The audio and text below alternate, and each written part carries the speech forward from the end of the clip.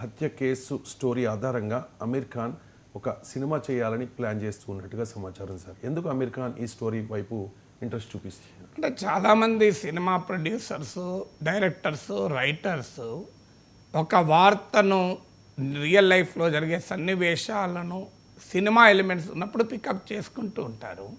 నా గుర్తు ఈనాడులో పనిచేసే వాళ్ళు చెప్పేవాళ్ళు, రామాజీరావు ఒక పేపరు రోజు వార్తలు ఉదయాన్నే క్షుణ్ణంగా చదువుతూ ఒక వార్త టీవీకి ఉపయోగపడుతుందంటే ఈటీవీ అని రాసేవారని, ఒక వార్త మీకు సినిమాకు ఉపయోగపడుతుందంటే ఆయన సినిమా సంస్థ కూడా ఉంది కదా, Usha Kiran movies. So Usha Kiran movies వాళ్ళకు రెఫర్ చేసేవారని. ఆ వార్త చదివినప్పుడు ఇది సినిమాకో సీరియల్కు ఉపయోగపడుతుంది అనుకుంటే ఈటీవీ వారికి, సినిమాకు ఉపయోగపడుతుందంటే ఉషా కిరణ్ మూవీస్కు రెఫర్ చేసేవారని. సో అలా ఎవరైనా ఒక నిజ జీవిత సన్నివేశాలు, సినిమా అంటే కాల్పనిక జగత్తే ఉండాల్సిన అవసరం లేదు. అంటే డైరెక్టర్లు, సినిమా స్టోరీ రైటర్లు తమ సొంత సృజనాత్మకతతో స్టోరీలు రాసిన సందర్భాలు ఉన్నాయి. అలాగే నవలల ఆధారంగా సినిమాలు వచ్చిన సందర్భాలు ఉన్నాయి. మీకు అలాగే హిస్టారికల్ ఘటనలు, పౌరాణిక గాథల ఆధారంగా సినిమాలు వస్తున్నాయి. పౌరాణిక గాథల్ని కాస్త అటు ఇటు మార్చి కూడా సినిమాలు వస్తున్నాయి. అలాగే రియల్ లైఫ్ ఇన్సిడెంట్స్, జీవిత చరిత్రల ఆధారంగా బయోపిక్స్ వచ్చాయి. సో రియల్ లైఫ్ సన్నివేశాల్లో సినిమా ఎలిమెంట్స్ ఉంటే అది సినిమా తీస్తారు, ఎందుకంటే అది బాగా చూస్తారు కనుక. ఎందుకంటే మేఘాలయ హనీమూన్ మర్డర్ కేసు దేశమంతా సంచలనం కలిగించింది. ఇందులో సినిమాలో ఒక కమర్షియల్ సినిమాలో ఉండే ఎలిమెంట్స్ అన్నీ ఉన్నాయి. సస్పెన్స్, థ్రిల్లర్, సస్పెన్స్ ఉంది. ఎందుకంటే చివరి నిమిషం వరకు రాజా రఘువంశీ, ఆ సోనం ప్రధాన అక్యూజుడు, ఆమె చంపిందని లాస్ట్ మినిట్ వరకు బయటికి రాలేదు. ఆమె చంపిన తీరు కానీ, తర్వాత సరెండర్ అయిన తీరు కానీ, ఎవ్రీథింగ్ సినిమా ఫక్కీలోనే ఉంది. అందువల్ల సస్పెన్స్ ఉంది ఒకటి. 2 క్రైమ్ ఉంది, విలనిజం ఉంది. ఇలా 3 ఎమోషన్ ఉంది. హనీమూన్ ఎవరము ఊహించాం కదా, హనీమూన్కి వెళ్ళి భర్తను చంపించడం అనేది అసలు అంతకన్నా భయంకరమైన భావోద్వేగము. చూసిన వారు ఫీల్ అయ్యేది ఇంకేముంటుంది. మంచి భావోద్వేగాలు ఉంటాయి, చెడు భావోద్వేగాలు ఉంటాయి. అలాగే మీకు అందులో సెక్స్ ఉంది. సో ఆ సెక్షువల్ డిజైర్స్ వల్ల తాను పెళ్లి చేసుకున్నాక కూడా భర్తతో కాకుండా ప్రియునితో గడపాలి అనే కోరిక, ఇది అబ్సల్యూట్లీ ఇమ్మారల్ కదా. సో అందువల్ల ఆ లస్ట్, సెక్స్ కన్నా చెప్పాలంటే లస్ట్ ఉంది. తర్వాత లవ్ ఉంది. అంతకుముందు పెళ్లి కన్నా ముందు ఆమెను ప్రేమించింది, అంటే డ్యూయెట్లో అతనితో పాడుకోవచ్చు సినిమాలో. తర్వాత పెళ్ళైన తర్వాత రాజా రఘువంశీతో నటించింది కనుక అక్కడ మళ్ళీ డ్యూయెట్లు పాడుకోవచ్చు, డ్యూయెట్లు పెట్టే అవకాశం ఉంది. అన్నిటికీ మించి సాధారణంగా సినిమా ప్రొడ్యూసర్స్, డైరెక్టర్స్ ఒక చాలా పిక్చరస్క్ లొకేషన్స్ను వెతుక్కొని సినిమాలు తీస్తారు. ఇప్పుడు నాటు పాట కొరకు మీకు రాజమౌళి బృందం ఏకంగా ఉక్రెయిన్ ప్రెసిడెన్షియల్ ప్యాలెస్ ముందు తీసింది దాన్ని. ప్రెసిడెంట్ జెలెన్స్కీ ప్యాలెస్ అది నాటు పాట రికార్డ్ అయింది. ఇలా లేదో స్టూడియోలోనే రామోజీ ఫిలిమ్స్ ఇలాంటి స్టూడియోలో సెట్టింగ్లను క్రియేట్ చేస్తారు.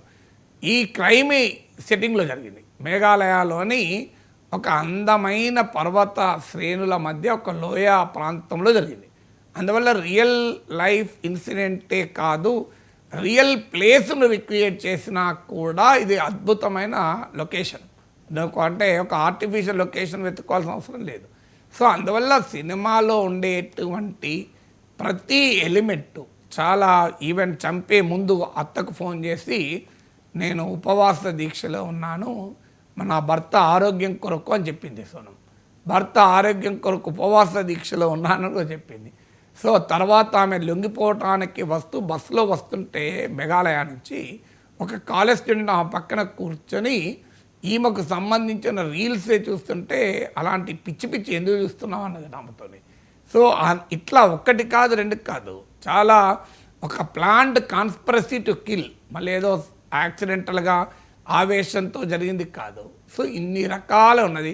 తర్వాత దీన్ని అన్రావెల్ చేసిన విధానం కూడా చాలా ఆశ్చర్యకరంగా. ఇప్పుడు మనకు సినిమాలో ఇన్వెస్టిగేటింగ్ ఆఫీసర్స్, పోలీస్ ఆఫీసర్స్ ఒక క్రైమ్ను అనర్త్ చేస్తారు, బయట పెడతారు. ఇప్పుడు ఆమె మంగళసూత్రము బ్యాగులో హోటల్లోనే విడిచిపెట్టిపోయింది. అది ఫస్ట్ క్లూ పోలీసులకు. ఒక వైవాహిత స్త్రీ హనీమూన్లకో వచ్చిన స్త్రీ తన మంగళసూత్రాన్ని బ్యాగ్లో పెట్టి బయటికి వెళ్ళదు. అది హిందూ స్త్రీ ఎవరు కూడా మంగళసూత్రాన్ని తీయరు, ఆఖరికి ఎట్టి పరిస్థితుల్లో కూడా తీయరు. అది ఆ సెంటిమెంటు. తర్వాత ఆమె అత్తకు ఫోన్ చేసి నేను ఈరోజు తిన్నావా బేటీ అని అడిగితే అత్త నై మా మై అంటే ఆ నార్త్లో అత్తను కూడా మా అని పిలుస్తూ ఆ సాంప్రదాయం ఉంది, కోడళ్ళు కూడా బేటీ అనే సాంప్రదాయం ఉంది. నై మా మై నా హస్బెండ్ కొరకు నేను ఆయన ఆరోగ్యం కొరకు ఆయన క్షేమం కొరకు ఉపవాసం చేస్తున్నా అని చెప్పింది. ఇంట్రెస్టింగ్ ఏంటంటే పోలీసులు సీసీటీవీ ఫుటేజ్ చూస్తే ఆ మంచిగా మెక్కుతున్నది కనబడ్డది రెస్టారెంట్లో. సో ఆమె మాట్లాడిందోమో అత్తతో ఉపవాసం అని చెప్పింది, రెస్టారెంట్లో ఆమె మెక్కుతున్నది సీసీటీవీ ఫోటోలో ఫుల్గా లాగిస్తున్నది. ఈ రెండింటిని చేస్తే ఎక్కడో మోసం దాగి ఉంది అని ఈమె మీద అనుమానం వచ్చింది. అనుమానం వచ్చి కుపిలాగారు. సో అందువల్ల సినిమాలో ఉండే ప్రతి ఎలిమెంట్ ఉంది. తర్వాత దీంట్లో ఉండే హానర్ యాంగిల్, ఇప్పుడు ఈ మధ్య హానర్ కిల్లింగ్స్ ఉన్నాయి. ఎందుకు మరి తాను ప్రేమించిన ప్రియుణ్ణి కాకుండా పెళ్ళికి ఒప్పుకుంది అంటే క్లియర్గా ఆమె చెప్పింది, మా నాన్న నీతో పెళ్ళికి ఒప్పుకోడు ఎందుకంటే కులం తక్కువ. సో ఆ ప్రేమించిన ప్రియుడు కుష్వహాస్ కనుక కాస్ట్ యాంగిల్ ఉంది. తర్వాత చాలా పేద కంపారిటివ్లీ ఈమెనోమో ఫ్యాక్టరీ ఓనర్ కూతురు, ఆయననోమో ఫ్యాక్టరీలో వర్కరు, ఈమె దగ్గరే వర్కర్. ఇంట్రెస్టింగ్ ఏంటంటే సో అందువల్ల ప్రేమించితే ఒప్పుకోడు, అందువల్ల నేను విడో అయి వస్తే మా నాన్నకి ఇంకో మార్గం ఉండదు కనుక నీకు ఇచ్చి పెళ్లి చేస్తాడు అన్నది. సో అందులో అన్ని రకాల సినిమాటిక్ ఎలిమెంట్స్ ఉన్నాయి కనుక అమెరికాన్ దృష్టి పడ్డట్టున్నది.